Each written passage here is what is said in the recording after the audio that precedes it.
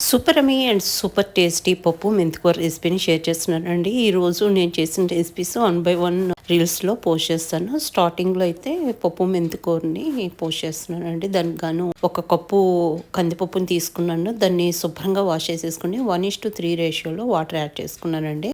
8-10 వరకు పచ్చిమిర్చి, అదేవిధంగా 1 టీ స్పూన్ పసుపు, మనం సన్నగా కట్ చేసుకుంటాం మెంతికూరని శుభ్రంగా వాష్ చేసుకుని దాన్ని యాడ్ చేసేసుకున్నాను. యాడ్ చేసుకున్న తర్వాత ఒకసారి స్పూన్తో ఇట్లా మిక్స్ చేసుకున్నట్టు చేసుకుని కుక్కర్ మూత పెట్టేసి విజిల్ పెట్టేసి 4 విజిల్స్ వేయించుకుంటామండి లో టు మీడియం ఫ్లేమ్లో.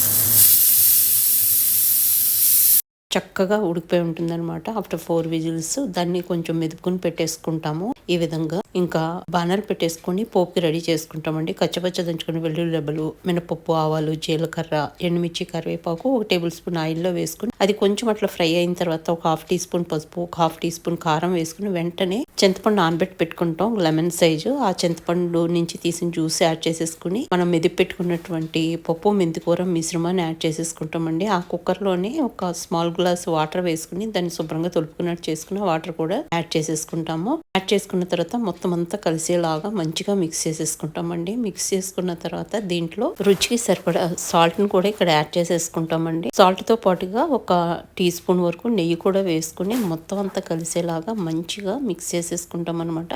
మిక్స్ చేసుకున్న తర్వాత ఒక 5 నిమిషాల పాటు మనం దీన్ని చక్కగా ఉడకనిస్తామండి పోపుతో పాటు. ఇంకా ఉడికిన తర్వాత మనము సర్వింగ్ డిష్ లోకి తీసుకుని వేడిగా సర్వ్ చేసేయడమే. ఎంత బాగుంటుందో ఈ విధంగా డెఫినెట్ గా ట్రై చేసి చూడండి. పప్పు మెంతికూర చక్కగా రెడీ అయిపోయిందండి. ఇంకా దీని కాంబినేషన్ లో నేను ఇక్కడ వడియాలు కూడా వేపిస్తున్నాను.